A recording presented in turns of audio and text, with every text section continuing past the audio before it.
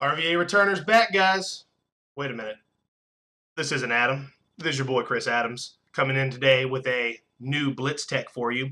Uh, when you see what deck we're doing, you'll realize why I'm here, because this one comes in from one of our local players, and you can actually see the beginning of the list up right here. This comes from one of our local players, Ron.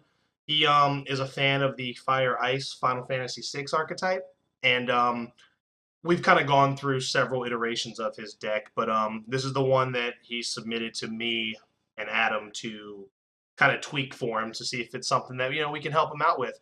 So what we'll do is we'll just dive right into it. We'll start with his forwards. So he's got two Sid Reigns, three Locks, two Sarah from Opus One Sarah, three Legendary Vivi, two Celis, three Genesis, three Sabin, one Legendary Emperor, two Vayne, two Setzer, and two Orphan.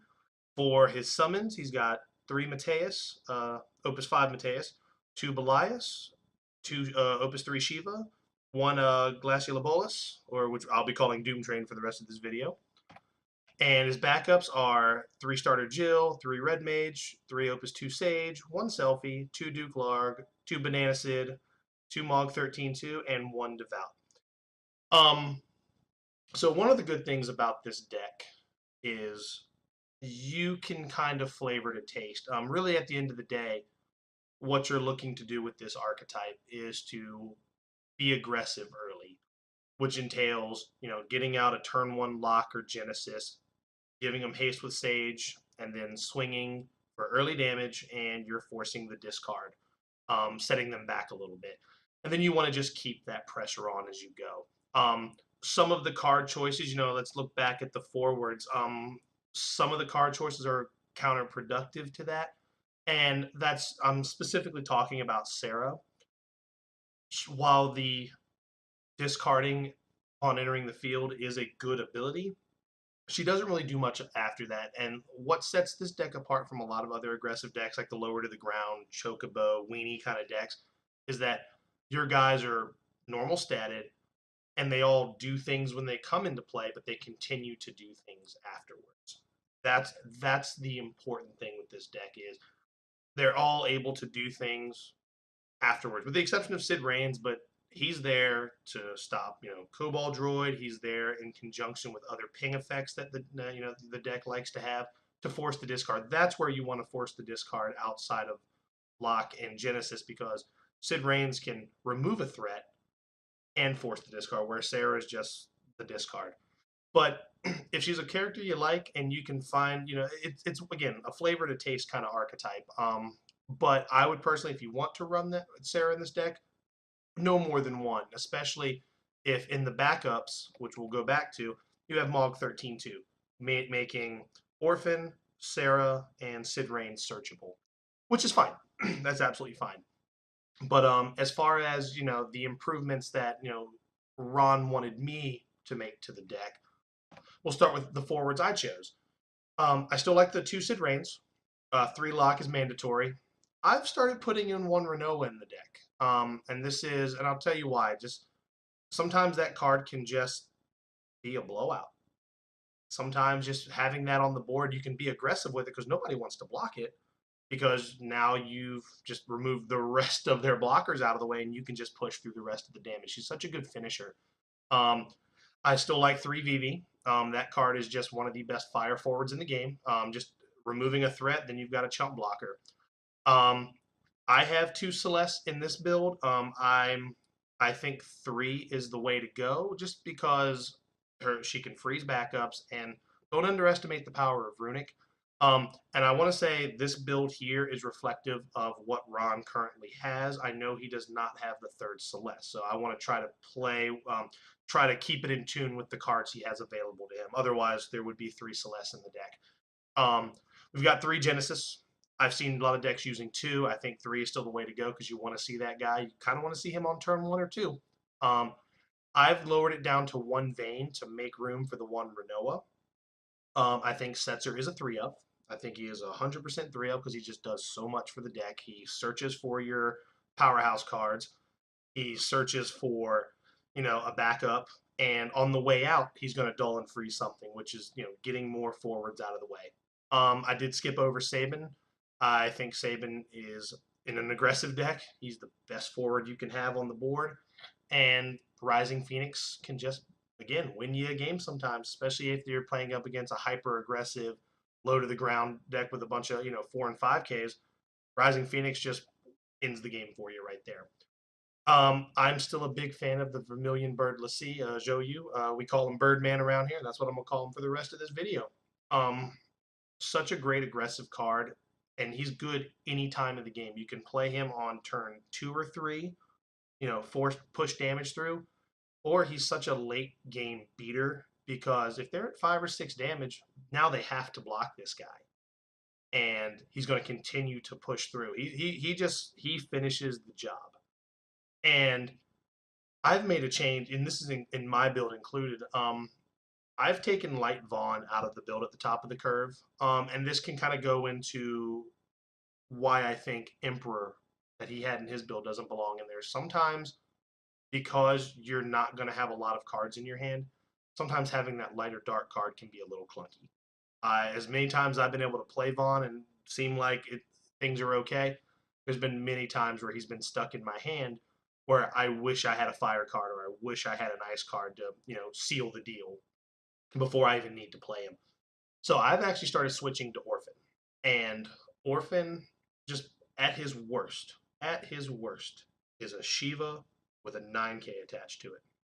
And I've said it before, spell effects on creatures are just inherently better than the spell itself. Yes, there's a big difference from 6 mana to 2, but for 6 mana, I'm also getting a 9K that now is a wall, and I've just removed 2 of your threats. And also with this deck, because you're primarily playing ice, more times than not, you're going to get the dull and freeze effect from him for having the 5 characters on the board. So I think Orphan is just a much better finisher than these days. Because you have several ways to close out the game, and usually you're looking to wrap the game up early. Orphan as a one of is plenty, though I could easily see the argument for 2, especially if you don't like playing Birdman. But I think the ratio in this deck needs to be like I want to say I run like 32 ice cards and 18 fire cards, or 31-19, and I think that's the sweet spot for this archetype. So you want to make sure that you have enough of each, but ice is really where your bread is buttered. So that's the forward selection we're looking to update. Summons. I've lowered it to 2 Mateus, 2 Belias is still perfect. Now this is where we've switched it up a little bit. I've removed Shiva completely because we're using Orphan, but also I have fully come around on Doom Train. That card is just bananas. Especially in this deck, you have so many applications. For example, you can get a blocker out of the way, then force them to discard a card. You can swing with here, and this is another thing too. And this is why I think it's really good. Say you swing with Renoa, they don't block. You just play Doom Train. You deal 7,000 to Renoa, force them to discard or whatever. Now you've dulled all their forwards anyway, and you got the free damage with Renoa. Doom Train is just such a good card at any point in the game because of the discard. And this is also why running 3 of these also eliminates the need to want to have Sarah in the deck, because now you're forcing the discard for the same cost, but you're also doing something else. And yes, Sarah is a body, but this does something else. And we're gonna experiment a little bit here. We're running 2 Phoenixes, and this is primarily because it's just a great piece of spot removal. And now with the one Renault in the deck, we now have another target to get back with its ability. Being able to get back a VV for the double death, getting back a lock to force the discard, getting back a Sid Reigns to potentially kill something else and get the discard, or you have Renoa to put that wall back up on your next turn because they come into play dull. But Phoenix is such a good card. Yes, it is a little on the expensive side, but when you see it's one of those cards that when you see it in action, you realize how good it really is. So I think that could easily be a 2 of in this deck. And as far as the backups go, mine are still very similar. I think 3 Jills is really good. Her S ability is great. You want to see that on a burst to stop your opponent if they try to come at you with some pressure. or if they're playing, in a mirror match, being able to see that first Jill flip over when they attack you is really, really good. Ninja's great because removing blockers is always great. And that's the whole thing with this deck. You're just your guys aren't big, so you don't need to go over with them. You just go through them or go around them. So there's a red mage, very similar, except it's a static effect. But sometimes just being able to remove one guy with ninja is bad, and also breaks back up. It breaks itself, so you can play more backups. Sage is the backbone of the deck. Having 3 of those in the deck is absolutely necessary because just being able to drop a forward and then just let it attack on that turn, it's just insane how important it is to the deck. Like I said, turn 1 lock, you play that guy, you haste it. The most common thing you will start hearing on turn 1 with this deck is, oh shit, because you're going to play the forward, and then you're going to start swinging with that forward, and then they're going to be discarding cards before they even get to do it. So it's just, it's a 3 of, hands down. Like you can't bend on that one. And then you have, because those are your haste enablers in addition to Belias. So you have 5 haste enablers in the deck. Duke Larg, I think Duke Larg is great, especially with the amount of Fasoya running around these days. Duke Larg can just force them to have something else. Because a lot of the ice guys are slightly understated. The only one who can, without Duke Larg, the only ice forward you have that can live is Orphan and Celeste. So having Duke Larg out, yes, if you have Duke Larg out, you do lose the cute Doom Train Renoa play, but that's fine. I'd much rather have an 8K on the board that can get around that than being able to kill my own thing. Or you just kind of play into it. You play into it the way the deck is kind of, fleshing out for you. That's the thing about this deck. You have a lot of options, which a lot of times aggressive decks are very one-dimensional. They're just like, all right, my guys are going to swing every turn. I have no way to stop you on the crackback. This deck can do a lot of stuff on the defense, and what's great is it can kind of shift into a longer game. To Gestalian Empire Sid's Banana Sid, he's a necessary 2 of because he searches for all the linchpins in the deck. He gets your Locks, your Celeste, your Sabins, your Setzers. Card's just good. There's no reason not to have 2. And then the last one is Irvin.